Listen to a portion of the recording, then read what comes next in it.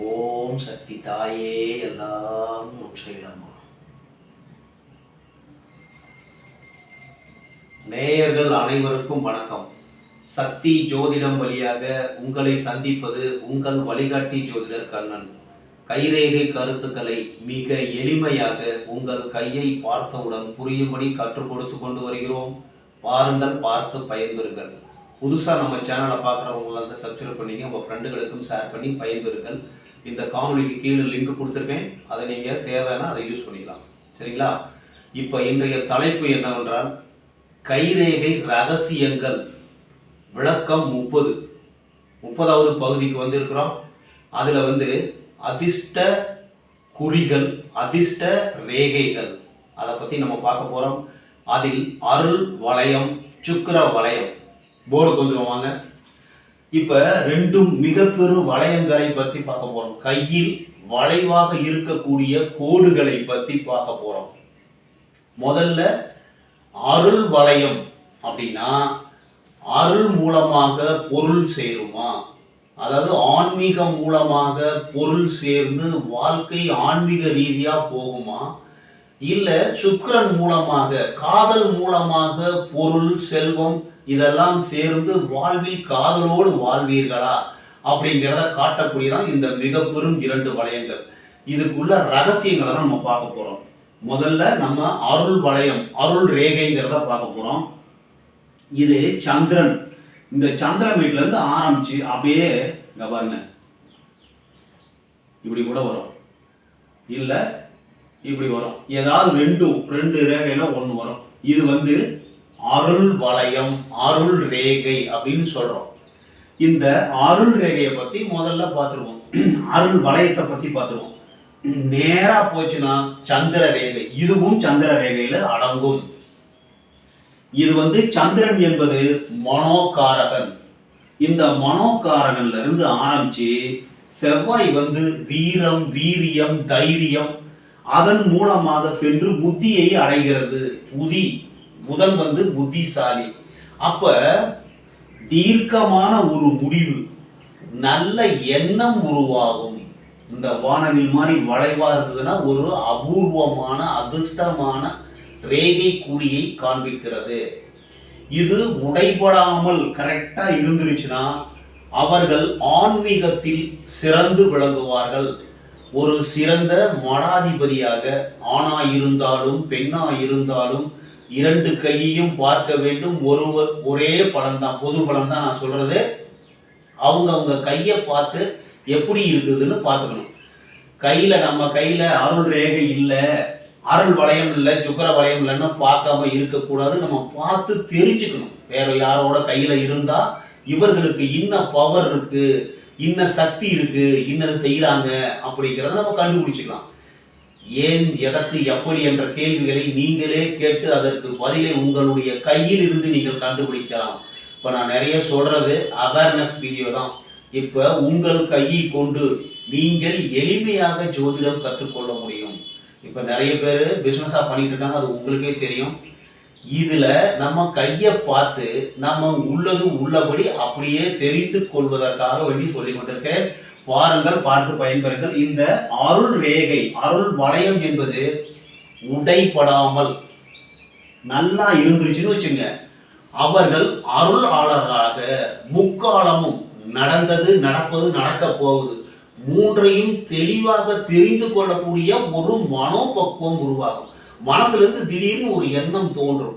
இந்த ரேகைகள் எல்லாமே நம்மளுடைய மனம் சம்பந்தப்பட்டது, நம்மளுடைய மூளை சம்பந்தப்பட்டது, நம்மளுடைய செயல் சம்பந்தப்பட்டது.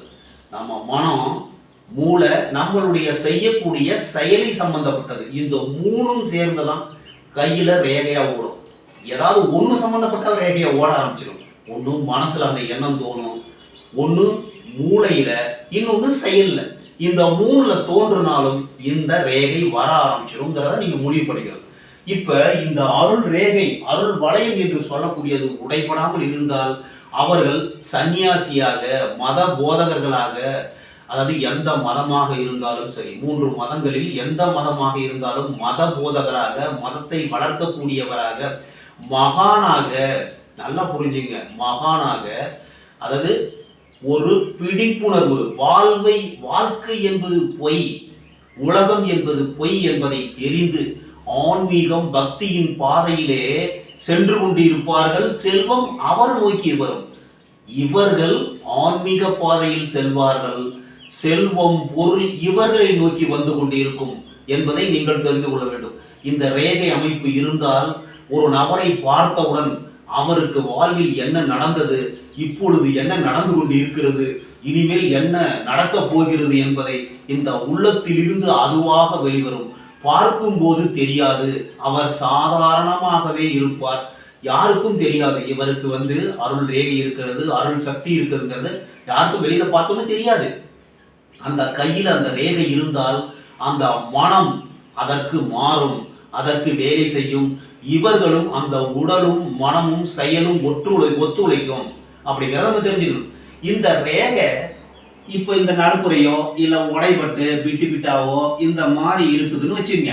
உடைபட்டு இந்த ரேகை இருந்தால் இவர்கள் தான் தந்திரம் மூலமாக மந்திரம் செய்கிறேன்னு மேஜிக் மாதிரி செஞ்சு மக்கள்கிட்ட அப்படியே லிங்கம் எடுக்கிறது, இந்த மாதிரி ஒரு புதுசாக ஒரு பொருளை உற்பத்தி பண்ணுறது, இந்த மாதிரி காமிச்சு நிறைய பணம் சம்பாதிக்கும் நிபுணராக இருப்பார்கள்.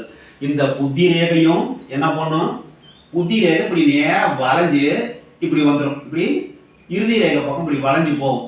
அப்படி போகும்போது அந்த வயதில் இவர்களுக்கு இந்த ரேகை உடைபட்டு காணப்பட்டால் மேஜிக் மாதிரியோ, அதாவது ஒரு மனதை மயக்கி பொருள் சம்பாதிக்கும் நிபுணராக இருப்பார். பொருள் இவர் தேடுவார். உடைபட்ட ரேகை இருந்தால் அருள் கோடு, அருள் வளையம் உடைபட்டு இருந்தால் பொருளை இவர்கள் தேடுவார்கள்.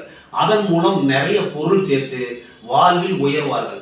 அந்த உடைபடாமல் இருந்தால் பொருள் அவர்களை தேடி வரும்.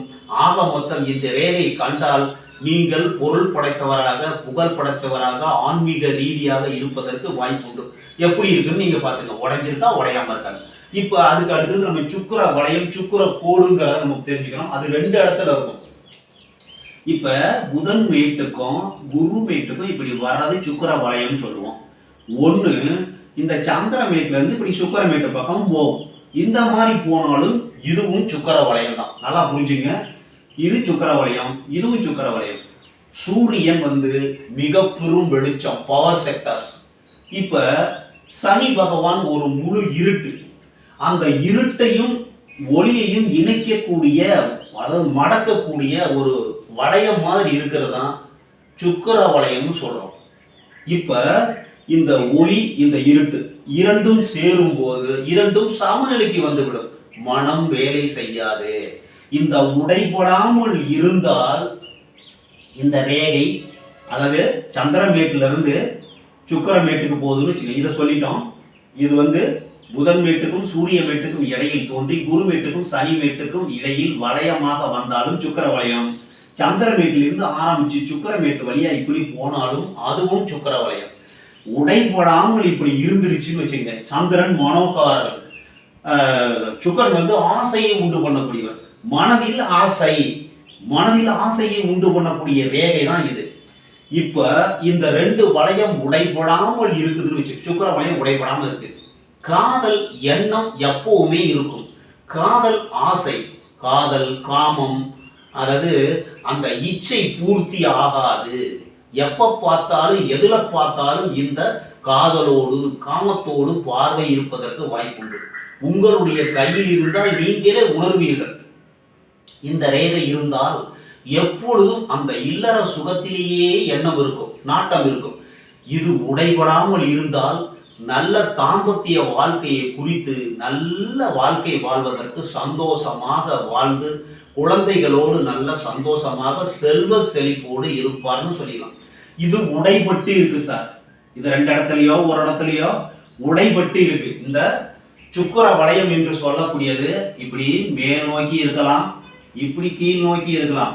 இது உடைப்படும் பொழுது, உடைப்பட்ட சுக்கிர வளையம் இருந்தால், அதாவது ஒரே ஒரு பாலினத்துக்கும் 2 பேருக்குமே, அதாவது பெண்ணோடு உடலுறவு கொள்வது, ஆணோடு உடலுறவு கொள்வது, அதாவது காம எண்ணங்களை அதிகப்படுத்துவது, காதலை அதிகப்படுத்துவது. அதாவது இன்னும் சொல்ல போனா இந்த புத்தி ரேகையும் சின்னதா இருக்கு சார். இந்த புத்தி ரேகையும் இவ்வளவுதான் சின்ன உண்டா இருக்கு, இந்த ரேகையும் உடைபட்டு இருக்குதுன்னு வச்சுக்கங்க. புத்தி ரேகை சிறிதாக இருந்து இந்த ரேகையும் உடைபடும் பொழுது புத்தி வேலை செய்ய மறுக்கிறது. அப்ப மறுக்கும் பொழுது என்ன ஆகும், அதாவது உறவு முறை இல்லாமல், வயது வித்தியாசம் இல்லாமல் நிறைய தொடர்புகள் ஏற்படும். அதாவது எதிர்பாலினத்தின் மேல் அவங்க வயசை பார்க்க மாட்டாங்க, உறவு முறையை பார்க்க மாட்டாங்க. அவங்களுக்கு தேவை அந்த காம எண்ணங்கள் அதிகமாகும். புணர்ச்சிகளின் மூலமாக இன்பம் அதிகமாகி வாழ்வில் இன்பத்தையே நினைத்து கொண்டிருப்பார்கள். அதாவது அது நல்ல வழியிலும் நடக்கும், தீயதும் நடப்பதற்கு வாய்ப்புண்டு. ஒரு சில பேருக்கு அந்த எண்ணம் மட்டும் நிறைய இருக்கும் சார். பொதுவாகவே இந்த சுக்கிர வளையம், உங்களுடைய கையில் சுக்கிர வளையம் சுக்கிர ரேகை கண்டால் உங்களுக்கு காம எண்ணம் அதிகமாக இருக்கும். உடைபடாமல் இருந்தால் ஓரளவு அட்ஜஸ்ட் பண்ணிக்கோங்க. புத்தி ரேகை நல்லா இருந்ததுன்னா ஒரு இல்லறத்துல சுகத்தோட அப்பவும் அந்த எண்ணம் இருக்கும். ஆனா உடைபட்டு இருந்தால் அந்த எண்ணம் அளவுக்கு அதிகமாக போய் அதன் மூலமாக நிறைய தொடர்புகள் ஏற்படும். அந்த தொடர்புகள் மூலமாக பொருளை சேர்ப்பார். நல்லா புரிஞ்சுங்க, ஒரு மனிதன் எவ்வாறு பொருளை சேர்ப்பார், அதாவது அருள் ரேகை இருந்தால் ஆன்மீக ரீதியாக பொருளை சேர்ப்பார். ஆன்மீக வழியிலே அவருடைய வாழ்க்கை செல்லும். உடைபட்ட அருள் ரேகை இருந்தால் இவர் சம்பாதிப்பார். உடைபடாமல் அருள் ரேகை இருந்தால் பொருள் அதுவாக தேடி வரும் அப்படிங்கிறது மூடிப்படுகிறது. சுக்கிர வளையம் உடைபடாமல் இருந்தால் இல்லறத்தில் கணவன் மனைவி ஒற்றுமையோடு அந்த இன்பத்துக்கு குறைவில்லாமல் சந்தோஷமாக வாழ்வார்.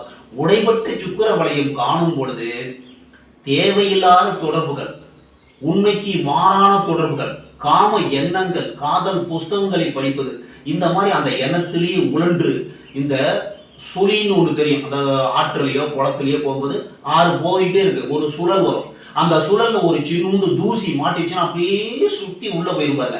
அதே மாதிரி காம எண்ணத்தில் சுற்றி அதிலேயே வாழ்க்கையில் வாழ்க்கை அதிலேயே போயிடும். அந்த எண்ணம் தொடரும்.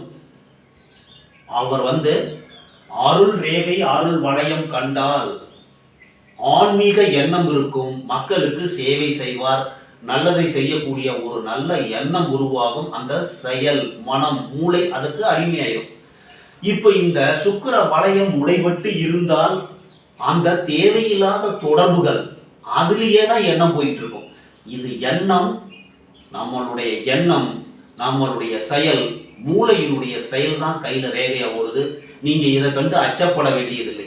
அதை மாற்ற முயற்சி செய்யலாம். எவ்வாறு இந்த ரேகை இருக்குன்னு பாருங்க. உடைபட்டு இருக்குதுன்னா ஆஹா நமக்கு அந்த எண்ணம் இருக்கு, அந்த எண்ணம் இருக்கு, அதனால எச்சரிக்கையா இருக்கணும். பாவத்தில் இருந்து விடுபடுவதற்கு இப்ப நீங்க உடைபட்ட அருள் ரேகை கண்டாலும் பாவத்தின் மூலமாக தவறான வழியில் பணத்தை சேர்த்து பாவத்தை மூட்டை கட்டுவீர்கள். நீங்கள் என்ன செய்தீர்களோ அதை தீர்ப்பதற்காக வேண்டிதான் இந்த பிறப்பு. இதுல இந்த காதல் ரேகை, இந்த சுக்கிர வளையம் இருக்கு இல்லையா, இது உடைபட்டு இருந்தா தேவையில்லாத, அதாவது அடுத்தவங்களை துன்புறுத்தி கூட இன்பம் அனுபவிக்க நினைப்பார். அதனால பிரச்சனை வருவதற்கு, பாவம் வருவதற்கு வாய்ப்பு உண்டு. ரெண்டு வழியிலும் வருவதற்கு வாய்ப்புகள் உண்டு. திருமணம் செய்து இல்லறத்தோடு இல்லாளோடு, அதாவது கணவனோடு இன்பம் அனுபவிப்பது உடைபடாமல் இருக்கக்கூடிய சுக்கிர வளையம். உடைபட்ட சுக்கிர வளையம் எப்படி வேணாலும் பண்ணலாம், எது வேணாலும் பண்ணிக்கலாங்கிறது சுக்கிர வளையம் உடைபட்டு இருப்பது. அருள் ரேகை உடைபடாமல் இருந்தால் வருமானம், பணம், செல்வம், சொத்து எல்லாம் அதுவே சேரும். உடைபட்டு இருந்தால் இவர்கள் தேடி சென்று அதை வளைத்து போடுவார்கள். பாவம் வருவதற்கு வாய்ப்புண்டு. உடைபட்டு உள்ளதா உடைபடாமல் உள்ளதா எந்த ரேகை உள்ளது என்பதை தெரிந்து கொண்டு அதன் மூலமாக நீங்கள் அதிலிருந்து விடுபட முயற்சிக்கலாம். உங்களுடைய கர்மா நல்லபடியா இருந்ததுன்னா அதிலிருந்து வெளியே வந்துடலாம். கர்மா அளவுக்கு அதிகமாக இருக்கும்போது உங்கள் கண்ணை மறைத்து விடும். காதல் கண்ணை மறைத்து விடும், அதுக்குதான் பெரியவங்க சொல்லியிருக்காங்க. காதல் வரும்போதும் கண்ணை மறைக்கும். அந்த தவறான ஒரு உடைபட்ட அருள் வளையம் வரும் பொழுதும் அந்த கண்ணை மறைத்து பணம் சம்பாதிக்கக்கூடிய எண்ணத்தை தூண்டும் என்று கூறி மற்றும் ஒரு சிறப்பான காணொலியில் உங்களை சந்திக்கும் வரை உங்கள் வழிகாட்டி ஜோதிடர் கண்ணன். வணக்கம்.